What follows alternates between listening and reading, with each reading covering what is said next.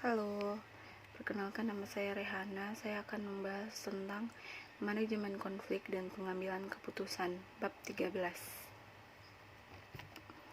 Definisi konflik. Konflik adalah suatu organisasi atau hubungan antara kelompok merupakan sesuatu yang tidak dihindarkan bahwa konflik tidak selalu merugikan.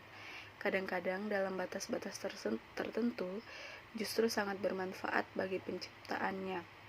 Perilaku yang efektif dan organisasi. Konflik adalah benturan dan bermacam-macam paham perselisihan, kurang mufakat, bergesekan bahkan berkelahian. Perlawanan dengan senjata perang.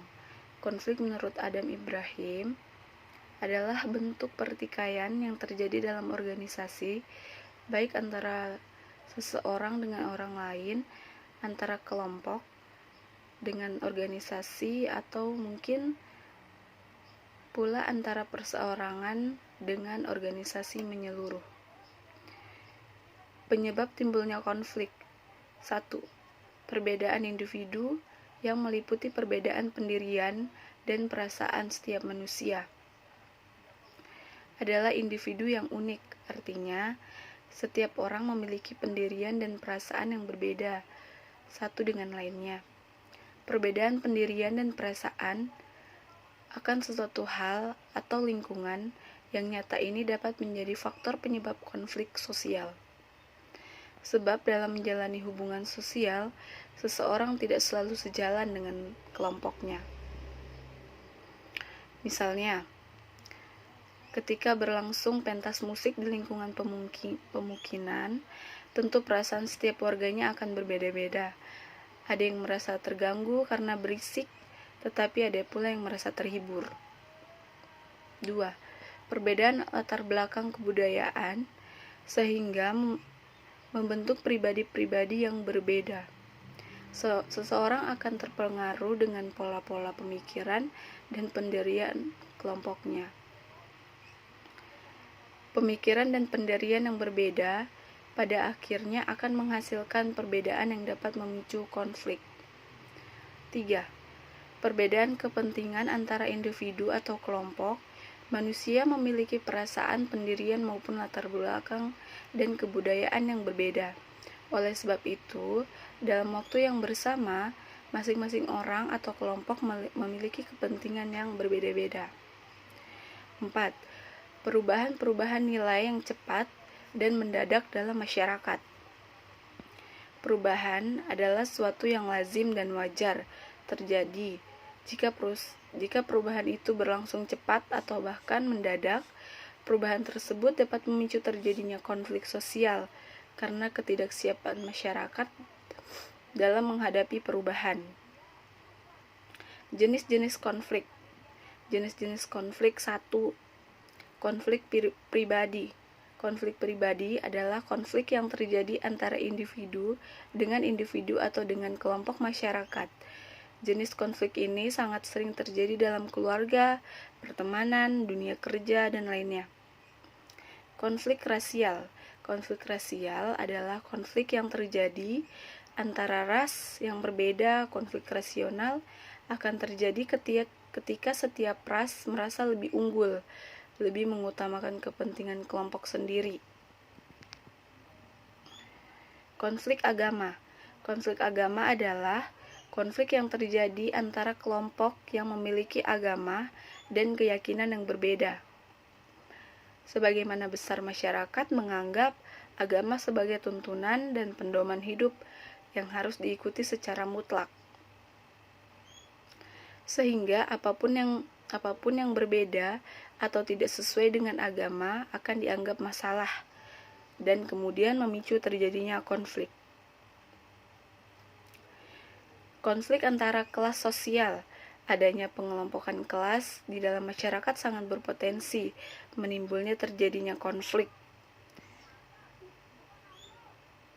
Perbuatan dan upaya mempertahankan peran dan status dalam kelompok masyarakat seringkali menimbulkan konflik. Misalnya, kelompok kaya dan kelompok miskin, menengah yang saling merebutkan kekuasaan dalam politik. Konflik politik. Konflik politik adalah konflik yang terjadi karena adanya perbedaan pandangan di dalam kehidupan konflik. Konflik ini terjadi masing-masing kelompok ingin berkuasa terhadap suatu sistem pemerintahan. Konflik politik merupakan konflik yang sering terjadi saat menjelang pemilu. Konflik sosial. Konflik sosial adalah konflik yang terjadi di dalam kehidupan sosial masyarakat, misalnya masalah pergaulan, masalah ekonomi, komunikasi, dan lain-lain. Konflik internasional. Konflik internasional adalah konflik yang terjadi di antara negara di dunia, baik di negara berkembang maupun negara maju.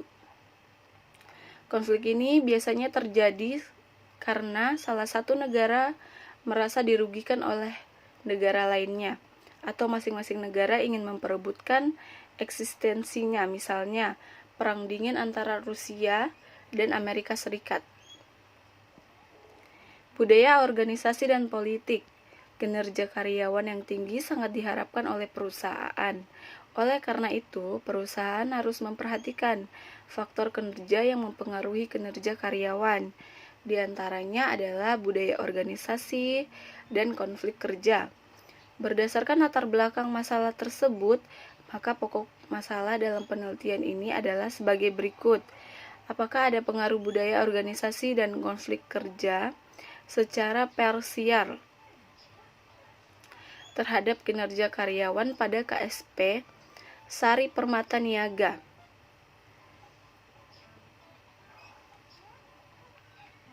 Dengan demikian, tujuan dari penelitian ini adalah mengetahui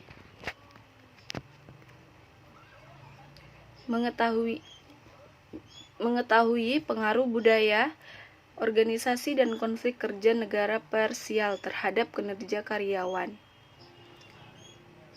Kepemimpinan dan konflik. Pemimpin berkewajiban untuk melayani dan memenuhi kebutuhan kelompok. Kebutuhan kelompok tidak dipenuhi, maka pemimpin tidak dipandang sebagai pemimpin dan akan mencari pemimpin yang baru.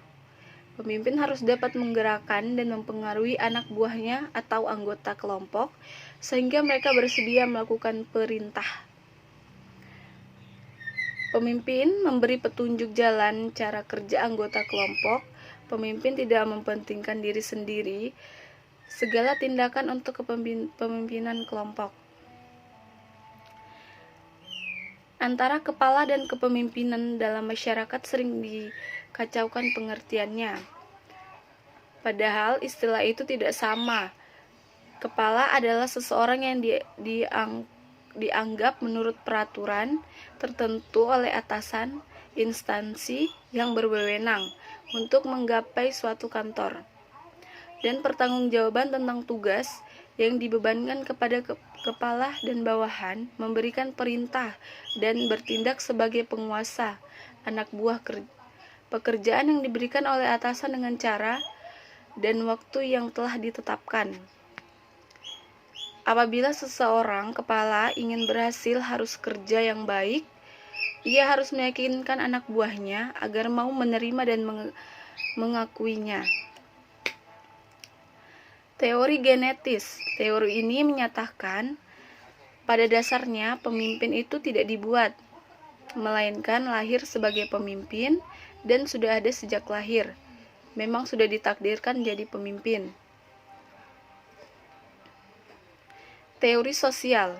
Teori ini menyatakan seseorang pemimpin harus ditetapkan dalam bentuk, dengan kata lain tidak lahir begitu saja. Setiap orang dapat menjadi pemimpin. Teori ekologis. Teori ini muncul sebagai reaksi dari kedua teori di atas, menyatakan bahwa seseorang sukses sebagai pemimpin jika sejak lahir sudah memiliki bakat kepemimpinan. Kemudian, bakat ini dikembangkan melalui pengalaman atau usaha pendidikan, juga sesuai dengan tuntunan ekologis atau lingkungan pemimpin dan kepemimpinan. Konflik dan motivasi. Motivasi Motivasi adalah suatu dorongan yang bersifat positif. Melakukan suatu motivasi berasal dari kata move, yang artinya bergerak. Salah satu unsur dari motivasi itu sendiri adalah motivasi atau alasan, atau bisa juga disebut jadi perubahan suatu memotivasi diri sendiri. Bisa dikelompokkan menjadi motivasi internal, motivasi eksternal. Bila motivasi ini internal adalah motivasi yang berasal dari diri kita sendiri. Motivasi eksternal biasanya bersifat sementara. Lain halnya dengan motivasi eksternal yang bersifat lebih kekal. Pengertian motivasi menurut Anton Irianto. Motivasi adalah sesuatu yang bergerak atau mendorong seorang atau kelompok untuk melakukan atau tidak melakukan sesuatu. Alan Loy McGuinness. Kemampuan yang tinggi untuk mengarahkan upaya penuju tujuan organisasi yang koordinasi oleh kemampuan upaya untuk memenuhi beberapa kebutuhan individu. Weiner, motivasi merupakan kondisi internal yang membangkitkan kita untuk bertindak, mendorong kita mencapai tujuan. Uno, motivasi merupakan suatu dorongan internal, eksternal dari diri seseorang diindikasikan dengan adanya hasrat dan melakukan minat untuk melakukan kegiatan. Dorongan untuk kebutuhan untuk melakukan kegiatan, harapan, cita-cita, pengharapan, dan penghormatan atas diri, lingkungan baik, serta kegiatan yang menarik. Solusi dalam menyelesaikan konflik. Masalah adalah sesuatu yang dihasilkan oleh sebuah situasi yang ingin dipecahkan seseorang untuk mencapai sebuah tujuan. Bagaimanapun juga, masalah adalah masalah. Saat orang lain termotivasi untuk menemukan solusinya. 1. Identifikasi masalah. Cari tahu dan pahami dengan jelas masalah yang sebenarnya terjadi dari berbagai sudut pandangan atau karyawan lainnya. 2. Dengarkan keinginan semua pihak. Dengan mendengarkan keinginan dari berbagai pihak, maka solusi yang akan dinantikan dapat memuaskan semua pihak juga. 3. Opsi solusi. Lakukan metode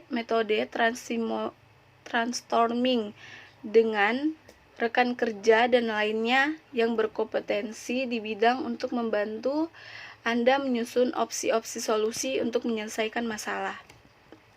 Evaluasi kelebihan dan kekurangan masing-masing hasil yang Anda buat, dan juga evaluasi pemilihan solusi terburuk sehingga Anda dapat mengetahui mana solusi yang terbaik. Dokumentasi penting yang dilakukan sehingga Anda bisa mengetahui detail dan implikasi jika tertekan tanpa ada dilewatkan. Kesepakatan bersama.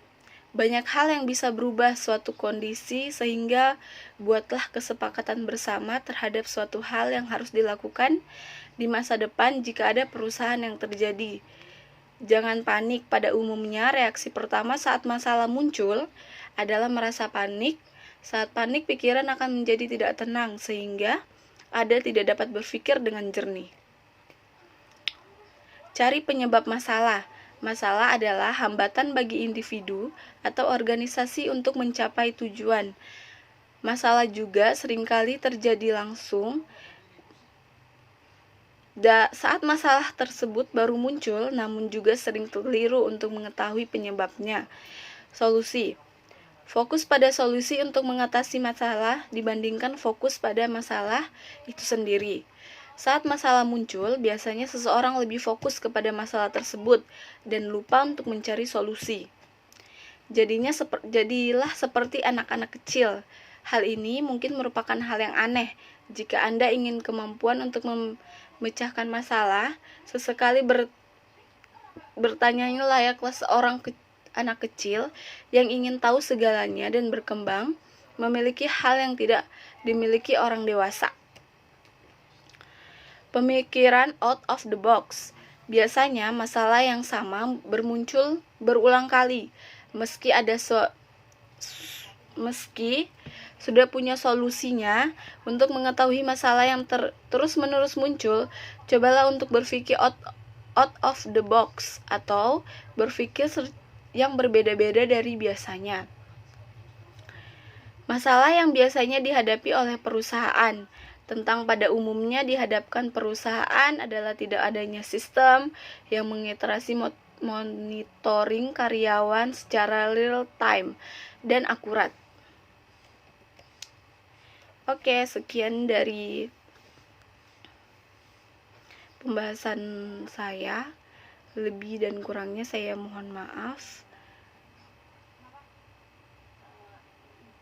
Assalamualaikum warahmatullahi wabarakatuh.